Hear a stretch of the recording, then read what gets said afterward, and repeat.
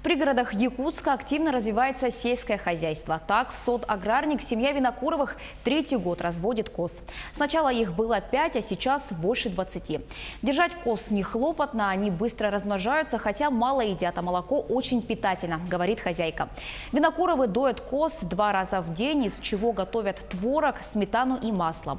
У них уже есть свои постоянные покупатели, продают не только свежие продукты, но и козликов.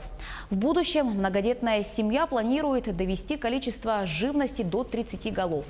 А пока у Винокуровых не решены проблемы с оформлением участка и не хватает финансов для расширения хозяйства.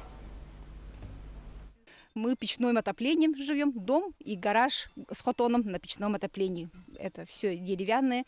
Поэтому у меня финансовые проблемы всегда возникают в этом плане. С заготовкой дров я покупаю дрова, здесь негде заготавливать. И с заготовкой сена. Вот. Сено я покупаю участников, тоже, которые заготавливают специально. У меня еще проблема вот этим земельным участком, основная проблема. Вот еще она у меня стоит только на кадастровом учете, она не оформлена у меня. Это тоже очень для меня тяготит. Вот. Хотелось бы, 6 лет тянется эта проблема.